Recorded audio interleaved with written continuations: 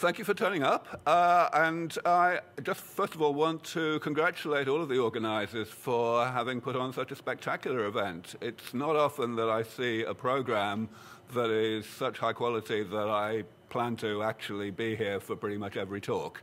So I want to congratulate the organizers for achieving that. And I also just want to say how impressed I was with Keith's opening talk.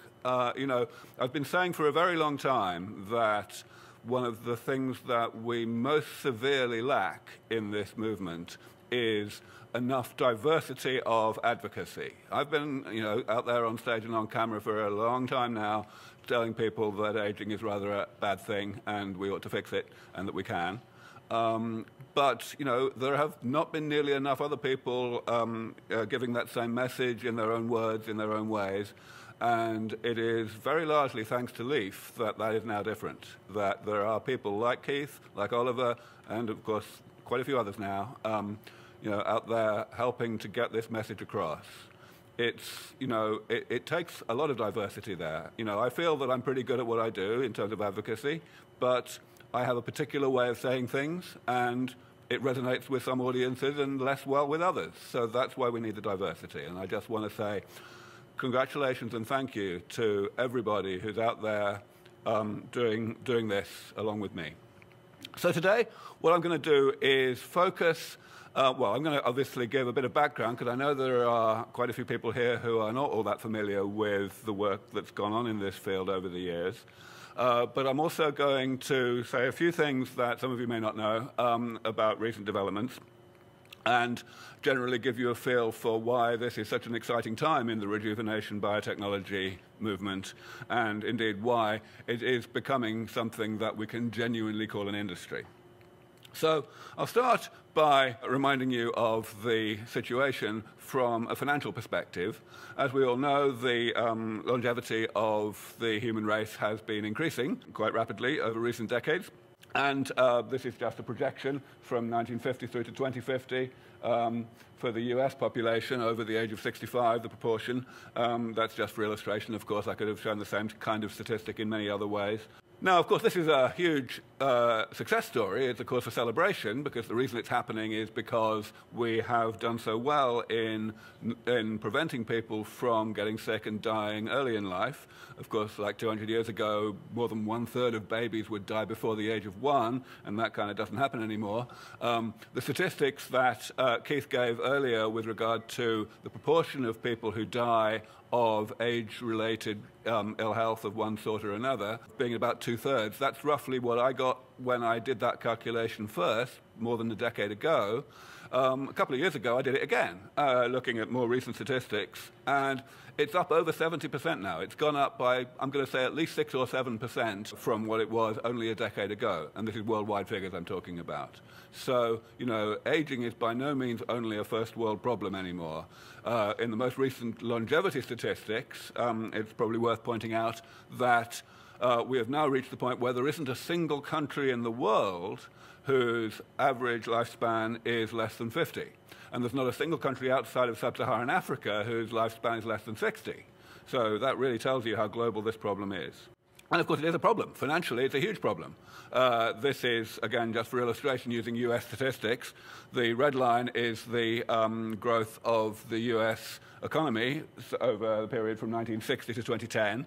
And the blue line is the growth of medical expenditure in the US, which, drawn like that, doesn't look particularly scary, but it looks a hell of a lot more scary when you divide one by the other and you get the green line, which is the proportion of the US economy that is spent on medical care, in just 50 years going up from about 5% to about 18%. So, of course, you know, a massive economic problem, even setting aside the humanitarian aspects. The thing that we really need to ask ourselves first in order to begin to analyze the question of how to defeat the process of aging and keep people truly young, truly youthful as they get older, the first question we need to ask is, why is this such a hard problem? Because, as I mentioned a moment ago, we have, of course, made huge successes in the past 200 years or so in bearing down on the aspects of ill health that used to kill so many people early in life. why is it so much more difficult to do the same thing for the aspects of ill health that affect people later in life? It's not an obvious question, because let's face it, it was so easy. All we had to do was more or less figure out that hygiene is a good idea and, invent really elementary medicines, and it just worked. So most people would say it's this, that it's all about the complexity of aging. You're not supposed to be able to read this slide, don't worry. Just the point is that there's so many things that go wrong with us late in life, and they go wrong at more or less the same time, so they interact with each other. Just the complexity is overwhelming. Most people would say that it's just, that's the only reason. It is one reason, but it's not the only reason. I would say it's not even the most important reason. So in order to introduce the most important reason, what I'm going to do is give you a definition of aging, which, of course, it's a bit of a surprise that I would have to do that, but the fact is, if you ask 10 people what aging is, you will get 10 different answers, despite the fact that it's been something that we've been very aware of since the dawn of civilization. So I'm just going to define aging really simply, so as to help demystify it. Aging is simply the accumulation of self-inflicted damage. That's all it is. It is simply a fact that the body generates damage, does damage to itself throughout life as a side effect of its normal operation. And that damage is harmless, pretty much, for a long, long time, because the body is set up to tolerate a certain amount of it. But eventually there's more damage than that, and the performance of the body, both mental and physical, starts to decline, and eventually cease entirely. That's all that aging is. So, there we go. What do we do about it? Well, of course, currently, what we do about it, overwhelmingly, is we attack the pathologies of old age directly and try to eliminate them in rather the same way that we have historically succeeded in eliminating infections. And, of course, it's ridiculous. It's absurd to try to go about defeating the ill health of old age that way because of the definition of aging, that aging is a side effect of being alive.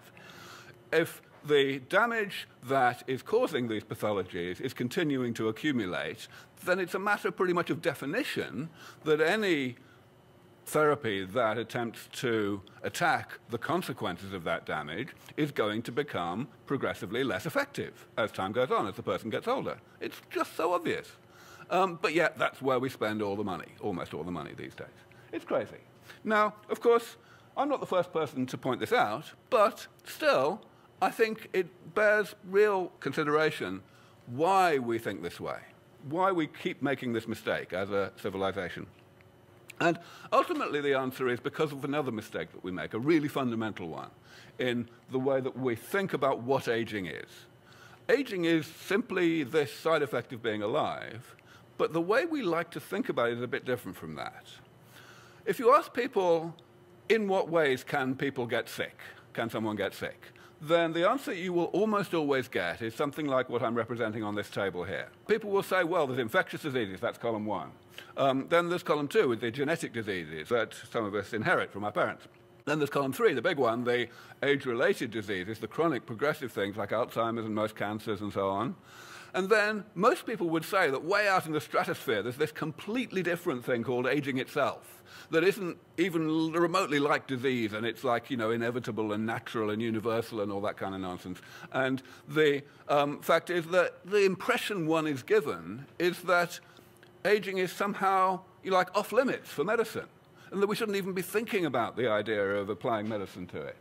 And of course, when you ask, well, what is aging? People will say that, well, it consists of these rather nebulous, poorly defined things like, frailty and sarcopenia, which is, of course, the loss of muscle as we get older. Sarcopenia, actually, has also only just made it into the ICD codes that Keith mentioned earlier, in ICD-10, as a condition that, actually has a code now.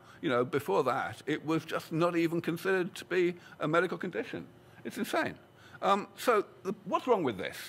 What's wrong with it is that it just flies in the face of a real definition of aging. So I've told you so far, aging is a consequence of being alive. It's the accumulation of damage in the body, and that damage eventually exceeds the ability of the body to tolerate it. But the point is here, I could have given exactly the same definition if I were defining aging of a car or an aeroplane or any other man-made machine. The fact is, it's a consequence of physics, not biology, that aging happens. Aging is just the same thing. any machine with moving parts is going to accumulate damage over its life as a result of its normal operation. So, what does that mean for what I showed you earlier, this table? What it means is there was a really important error in that table, but it wasn't an error in the composition of any of those columns. The only error was in the position of that big black line. The thick line should really be where it is in this version of the table, which emphasizes two things. Number one, it emphasizes that the things in column 3, the age-related so-called diseases, shouldn't really be called diseases at all, because they are completely unlike infections. And there is absolutely no merit whatsoever in trying to think about them like infections and to, try and attack them in the same way. But it also emphasizes that the things in column 3 are pretty much indistinguishable from the things in column 4. Really, the only difference between columns 3 and 4 is semantic. That column 3 consists of the aspects of aging that we have chosen to give disease-like names to, and the ones in column 4 are the ones that we haven't. That's all. Which, first of all, lets us understand that it is completely incorrect to view aging as off-limits for medicine. Aging is very much on limits for medicine, same as column 3. Now, as I said, I'm not the first person to have said all this kind of stuff. In fact, more than a century ago, people started to realize that actually we ought to be thinking about aging rather differently if we want to do anything about it. And that's where the whole field of gerontology came from. People said we've got to be more preventative. And they took as their inspiration the fact that in the living world we see a very great deal of variation in the rate of aging. Different species age at dramatically different rates. Even within a species, individuals age at somewhat different rates.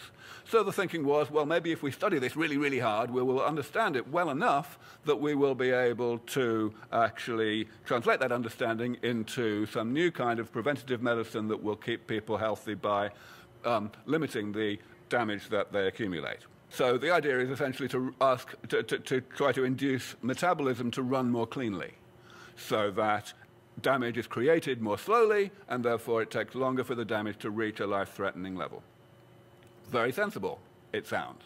First of all, though, a bit of a difficulty in applying this to people who have already accumulated a lot of damage and are getting to the pathogenic point already, because slowing down the subsequent accumulation of damage is not going to give them very much benefit. But there's a bigger problem with this approach, which is this, that metabolism is rather complicated. This that I'm showing you here is a simplified diagram of a small subset of what we know about how metabolism actually works. And as you can see, well, those of you who write software will immediately understand that this is the ultimate nightmare of uncommented spaghetti code. It's just, there is no way in God's earth that we're ever going to be able to tweak this system to stop it from doing the thing we don't want it to do, the creation of damage, without at the same time having unintended consequences that stop it from doing things we need it to do to keep us alive. And of course, I'm understating the problem there. The real problem is not that this is a simplified diagram of a small subset of what we know about how the body works. The problem is that it's a simplified diagram of a small subset of what we know about how the body works, which any biologist will agree is utterly dwarfed by the astronomical amount that we don't know about how, and that's even ignoring all the stuff that we don't even know that we don't know. So, forget it.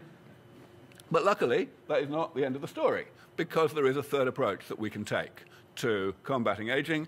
I like to call it the maintenance approach, or the damage repair approach, or the engineering approach. It's all the same kind of thing, really.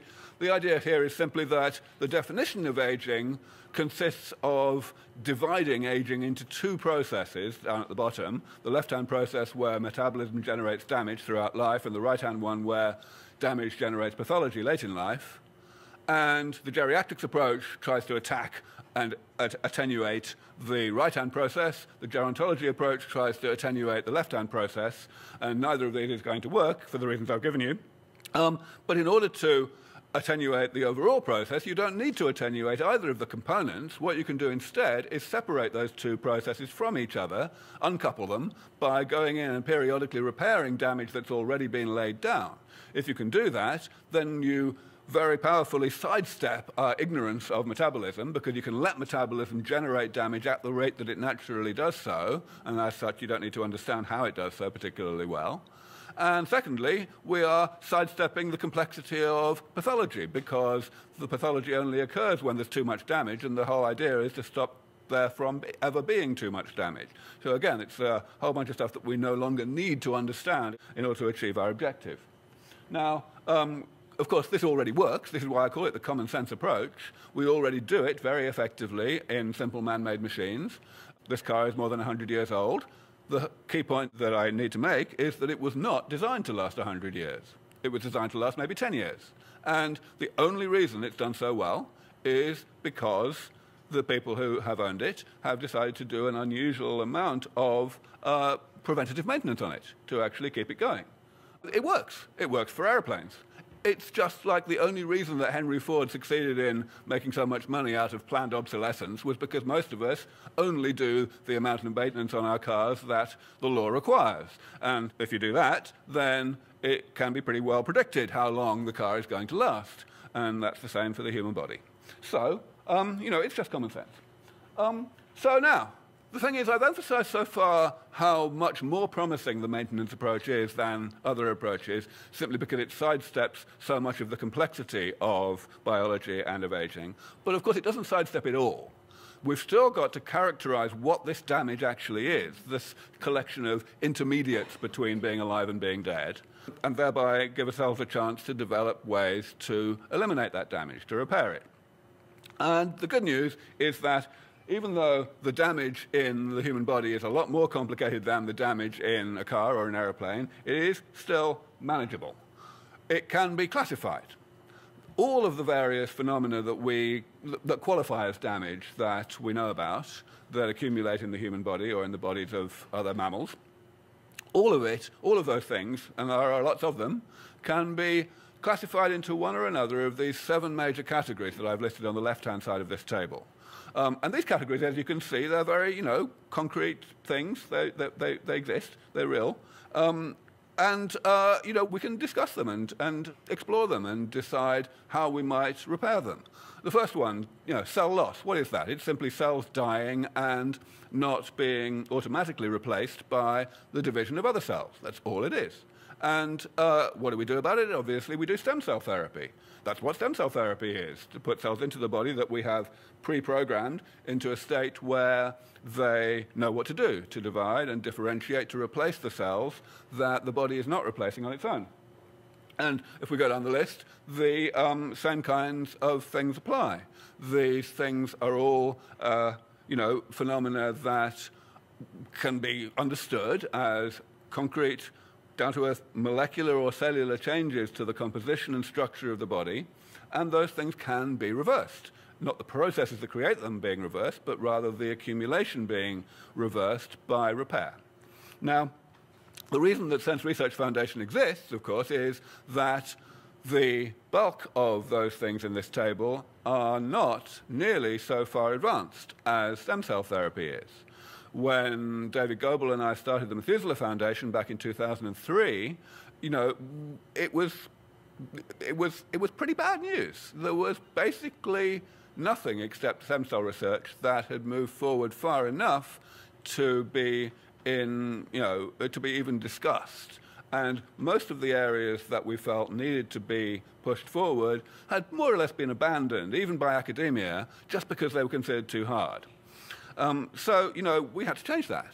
And in 2009, when we decided to split the Methuselah Foundation in 2 and create Sense Research Foundation as the main research organization in the field, that was still more or less the case. But things are changing pretty rapidly now. You'll probably notice that in my opening slide and also in the bottom line of every slide, I have 2 affiliations now. I am not only the Chief Science Officer of Sense Research Foundation, but I'm also the Vice President of New Technology Discovery at Ajax, which is a company that has been created by my great friend and real hero, actually, Mike West, the founder of Geron and Advanced Cell Technology. Ajax is a subsidiary of the company that Mike now runs, named Biotime. And Ajax has been created as of only about a year ago to really crystallize the intellectual property that relates most specifically to aging within Biotime. We have a number of very exciting developments and research areas. But the key thing is it's a company. The reason why I gave this today's talk the title I did, finally not just a field but an industry, is because the private sector is really getting heavily involved now. And Keith, of course, alluded to this a little bit, talking about Jim Mellon's Juvenescence effort. Keith mentioned that Jim wrote this book called Juvenescence, which is all about this field, but maybe I should amplify that a little bit by mentioning that Juvenescence is also a company which is investing heavily in this world. It's put a fair bit of money into Ajax, actually, among other things. And the thing about Juvenescence is that Jim, as well as the other people with whom he has started this, they really are advocates as well as investors. Jim, in fact, he runs a blog, he writes a newsletter aimed at other investors. So this is someone who's a very successful investor in his own right, but he's also educating his colleagues who are interested in making money out of this industry on how to do so and why longevity is the next big thing in this field. But I just want to emphasize that things are moving fast in that direction in the private sector for a reason. The reason they're doing so is because, well, in contrast to the situation a decade ago when Sense Research Foundation was created, the projects that are most challenging and are most important in this area have now moved to a point of sufficient proof of concept that a value proposition can be made, that the dots can be joined in a sufficient manner to actually give people the sense that they can invest rather than just philanthropically support all of this. So these are some of the highlights of our research over the past few years that have caused this to happen. The first three of these are papers that we published which really broke ground sufficiently to allow companies to be formed in each case. The third one there, the antibodies create a cleaving type of amyloid that affects the heart, is a company that I'll give a particular shout out to because I know that one of the principals in that company, Richard Massey, is here today, and I'm sure he'd be interested in speaking to any investors about that. They are raising funds right now. A number of the other talks that we'll be hearing today are also by people who are involved in companies that have spun out from Sense Research Foundation. So, this is very much an industry now for that reason. It's very much an industry that's becoming mainstream. This is our scientific advisory board, consists of world-leading scientists across the board who are working in all of the areas that we believe are important in this field, and they are very much strong endorsers of the damage repair approach. This is a picture that you've seen already today, and if you come to gerontology meetings, you see it in every other talk. This is the key figure from a paper that came out about 5 years ago called The Hallmarks of Aging, which is a root and branch reinvention of the damage repair concept that I put forward more than a decade previously. So some people might say that I would be a little bit, pissed off that I don't get enough of the credit for all of this within mainstream gerontology, since I was the one who pioneered this way of thinking. But I don't give a damn about that. What I care about is that people are actually noticing this. Everybody is using this paper as a touchstone to kind of legitimize and locate their own work within the universe of gerontology research. And, this paper is going to be, by some distance, the most highly cited paper this decade in the whole of the biology of aging. And, that's very good news indeed. It's exactly the same idea. They divide aging into 9 categories rather than 7, but it's exactly the same concept. So, of course, I don't have to tell this audience very much about the advocacy side of things in terms of what not to say. Everyone here knows that it's very important to tell people, to remind people that this is all about keeping people healthy and that the longevity benefits may be very substantial, but they are still a side effect of being healthy because people are very, very prone not to think that way and to think that this is all about keeping people alive in a poor state of health. So we have to make sure that people don't think that.